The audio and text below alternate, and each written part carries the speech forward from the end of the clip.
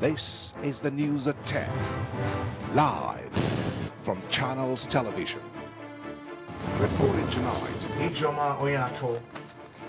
Hello and welcome tonight. Hope of recovery of 239 passengers on flight MH370 dims as Malaysian Prime Minister announces that aircraft may have crashed into the middle of the Indian Ocean. Former Head of State General Muhammadu Buhari slams lawmakers over the alleged 20 billion naira unremitted NNPC funds, says it's an aftermath of poor oversight functions. National conference resumes in Abuja, delegates divided over rules guiding proceedings.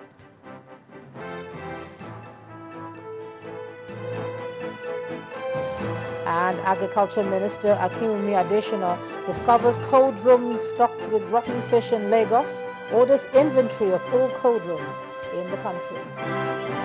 Business news tonight. The Naira trades flat at the interbank market as banks await the outcome of the CBN's Monetary Policy Committee meeting on Tuesday. And on sports news tonight, the Flamingos look forward to breaking their quarter-final jinx as the team prepares to face Spain in the FIFA Under-17 Women's World Cup. And I'm Linda Akibe from Abuja. Inspector General of Police promises to strengthen battle against Fulani herdsmen ravaging the northern villages.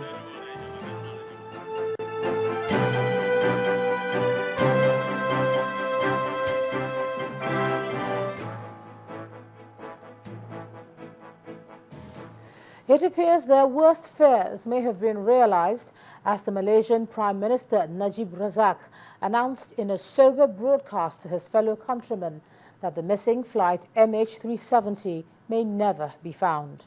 Sad news, definitely, but he says that Malaysia is deeply saddened and regrets the incident and the sorrow that's befallen families of the victims.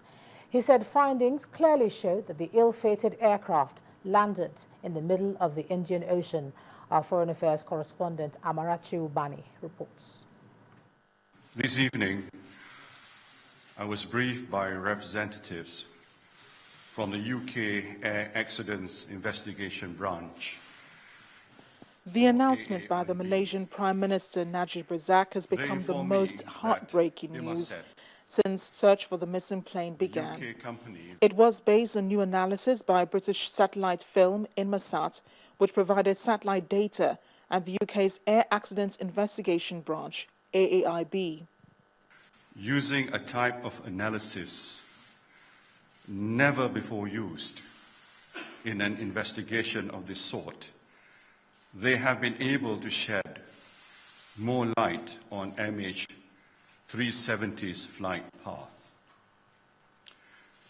Based on their new analysis, Inmarsat and the AAIB have concluded that MH370 flew along the southern corridor and that its last position was in the middle of the Indian Ocean, west of Perth.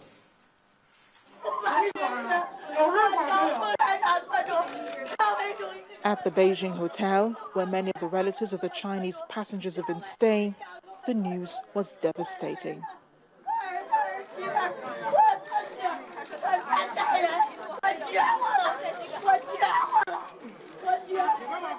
Family members erupted in shouts and tears after they heard the news, wailing, and in some cases dropping to the floor.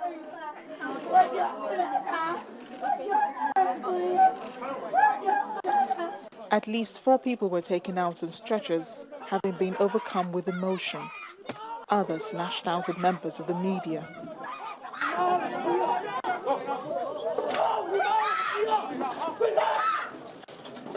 Several Chinese media outlets reported on their official Weibo microblogs that family members received a text message saying, quote, "We have to assume beyond reasonable doubt that none of those on board survived."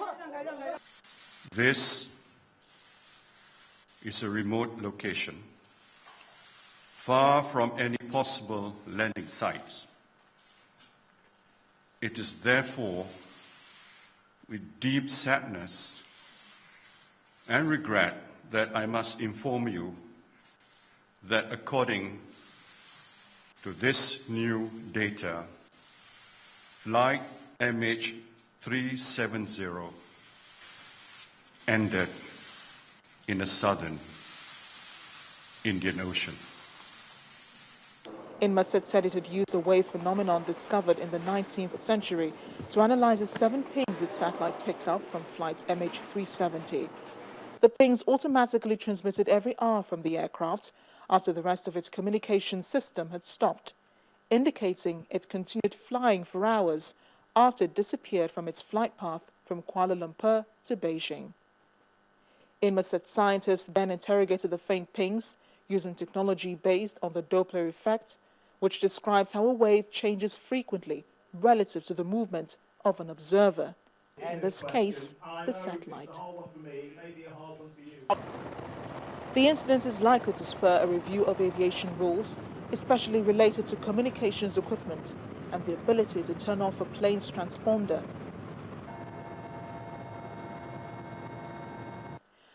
But it is too early to say what that would entail, because it remains unknown how and why that plane diverted from its original course. Amarachi Ubani, Channels Television News. Well, it's indeed been a long search for this flight MH370, and one can only imagine how the families and relatives of the passengers feel right now. Well, a short while ago, we spoke with the executive director of Astro Aswani, that's a 24-hour news channel in Kuala Lumpur, about the announcement by the Malaysian Prime Minister. While the news brings at least some area of focus, but the saddest thing about it is it's so it cannot be comprehended.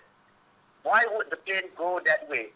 So more and more the questions of why go that way, what's the motive, all this is now playing around, and it's a prevailing mood, like a sad smog of tragic feeling that pervades the whole nation. What more for the families and relatives of those on board? So does this mean the search is being called off for the plane? There was nothing announced at the press conference by the Prime Minister just now. However, a lot of journalists and editors and so are thinking that it will be a narrower focus. Instead, I don't think we'll be looking at the northern corridor point anymore. Well, as the world tries to come to terms with this tragic news, the President, Dr. Goodluck Jonathan, is currently at The Hague, attending the 3rd Global Security Summit alongside other world leaders. He addressed them today, reaffirming Nigeria's full commitment to the global fight against the threat of nuclear terrorism, but said that Nigeria, under his leadership, will continue to pursue efforts at harnessing nuclear technology and energy for socio-economic development. Speaking through the Special Advisor on Media and Publicity, the President says that Nigeria has kept its commitment to the non-proliferation of nuclear weapons and the peaceful use of nuclear technology by submitting an executive bill to the National Assembly to accommodate its obligations under international treaties on nuclear safety and security. He said, quote, Nigeria's ratification of some international treaties and conventions in the realm of nuclear safety, security and safeguards has necessitated the review of the Nigerian Nuclear Regulatory Authority Act, resulting in the recent decision of the government to submit a new bill to Parliament. The President also commended the United Nations Secretary-General, Mr. Ban Ki-moon, for establishing a group of government experts which will begin work in Geneva next week on the proposal. Now, in the meantime, the military says troops at the weekend dislodged a band of terrorists who were preparing to attack some settlements near Bamba and Ngurusoye communities in Borno State, northeast Nigeria. A statement by the Defense Headquarters indicates that about 18 terrorists lost their lives in the encounter, while 16 burnt AK-47 rifles were found and 5 pickup vans, 7 Golf cars and 1 truck was also destroyed. The statement adds that the multinational joint task force has also stepped up patrols on the banks of Lake Chad, as well as surrounding communities, in addition to air surveillance and patrols designed to fish out any terrorists. Now, the former head of state, General Muhammadu Buhari, has blamed federal lawmakers for the $20 billion allegedly missing from the coffers of the Nigerian National Petroleum Corporation, which has caused a stir in the polity. General Buhari, who laid the blame on them at the gathering of legislators and civil rights activists, said lawmakers have a mandate to control corruption through the powers of oversight, a mandate he says they failed to execute effectively.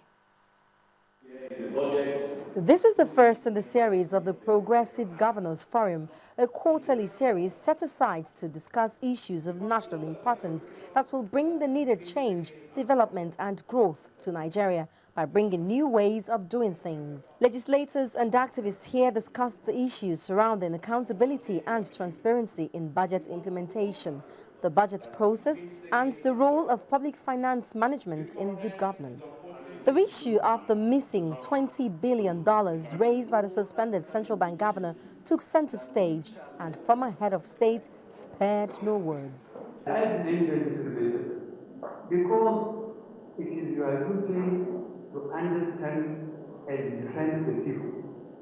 You have the constitution in your own hands.